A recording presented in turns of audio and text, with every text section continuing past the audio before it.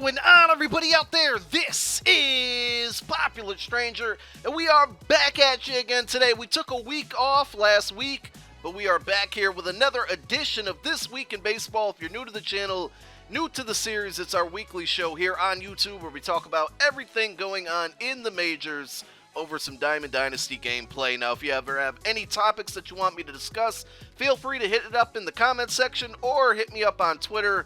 I appreciate it. So let's jump into the news. We're going to go all the way back to Friday. Albert Pujols hit his 570th home run of his career. Now, I'm not sure. I didn't look it up to see if he's hit one since Friday. But at that point, he moved up to 12th all-time on the home run list. He's 3 behind Herman Killebrew, who has 573, so I imagine he's going to surpass him within the next couple weeks. Albert Pujols having a great career.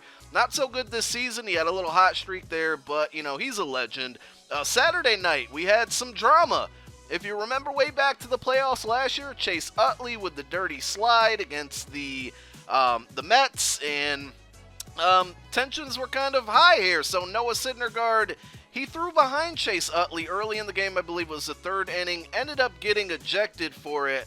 You know, in my opinion, I think the ump should have gave him a warning, not just eject him right away. So that was, you know, I didn't agree with it. But what did Chase Utley do after Syndergaard threw behind him? Well, he hit a solo home run, and then later in the game, he hit a grand slam. So he definitely made the Mets pay for that move. It was a pretty fun thing to watch on Twitter, all the reactions. I saw a very interesting stat. Utley, you know, he's having a pretty decent season. He's up there in age, obviously, but he's still producing. But against the Mets this year, he has 10 runs batted in. Against everybody else, every other game that he's played in, only 9. So that's very interesting. I guess Chase Utley right now would be the Mets killer for this season.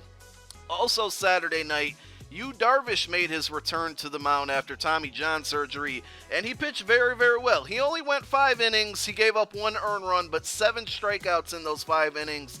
The Rangers won 5-2 against the Pirates that night. He's going to make his 2nd start of the season tomorrow night against the Mariners. That'll be an interesting game. Those two teams going back and forth for the AL West lead, so that'll be a fun one to watch.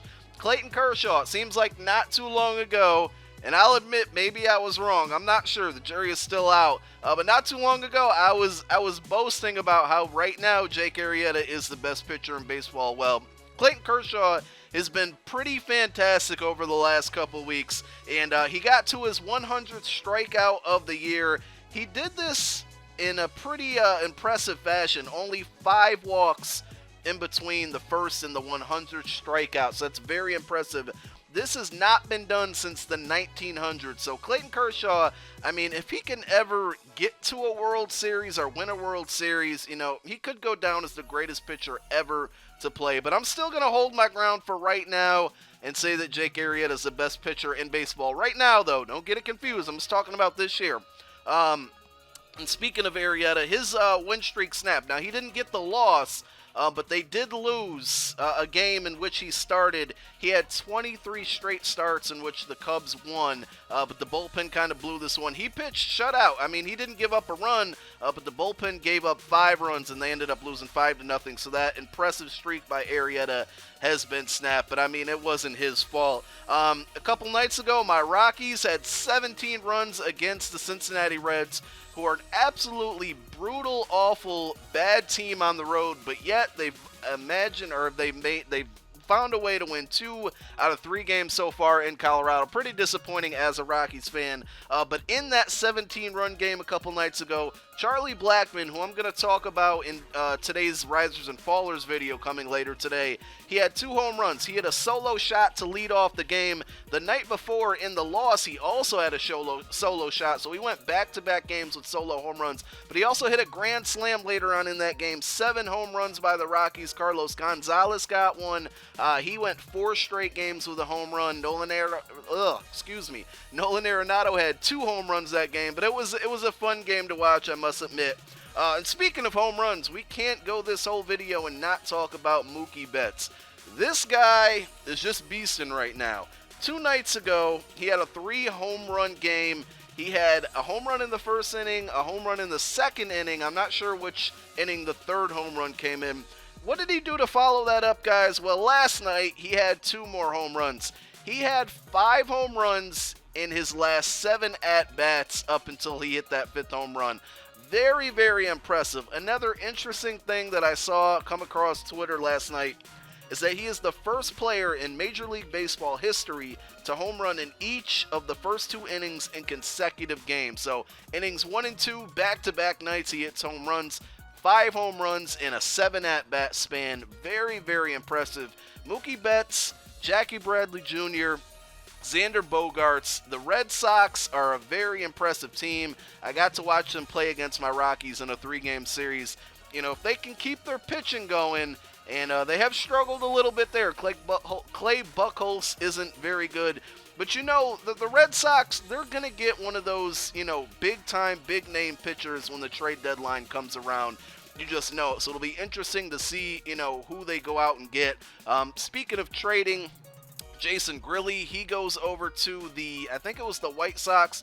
Forgive me if I'm wrong, but I believe he was traded over to the White Sox. I could be totally wrong about that. I'm sorry if I am. And then there's some rumors that, I'm sorry, it's not the White Sox. James Shields is rumored to go over to the White Sox. There could be a possibility there. Jason Grilli went to the Blue Jays, so my apologies there, but we did have a trade. And, you know, those trade talks are going to start heating up as we approach, you know, the All-Star break. We're going to talk about All-Star voting in depth in next week's episode, because I'm just not going to have enough time to do it in this episode. The first, you know, set of ballots came out, and it's, you know, I'm going to rant about it. We'll just say that. I had some discussions about this last year with the Royals, and it's going to be with the Cubs this year. You guys probably know where I'm going with this. But what I'd like you to do, if you're still watching this video, is give me your all-star rosters in the comments section right now, because I do want to talk about this. I'm going to give you mine next week. So in the comments section, you don't have to give me, you know, bench players. I just want, you know, the starting guys and then your starting pitcher. Go ahead and leave that in the comment section. It'll be interesting to compare, you know, what I got to what you guys got. As I was talking about the Red Sox, I do want to mention also Xander Bogaerts again, 25-game hit streak. So Jackie Bradley Jr.'s ended last week, but Xander was right behind him, and he's still going 25-game hit streak. Like I said, the Red Sox, just a very, very good team. And then lastly, I'm sad to say it, we took a couple of weeks off, but we got to say it again. Marlon Byrd, 162-game suspension for performance-enhancing drugs. Not good, not good. That's like the 4th or 5th player this season that we've had to talk about. So that's going to wrap the video up. A lot of stuff to go over. Again, leave your all-star starters in the comments section. Thanks for watching, guys. We'll be back with Risers and Fallers later today. I'm Popular Stranger, and I'm out. Peace.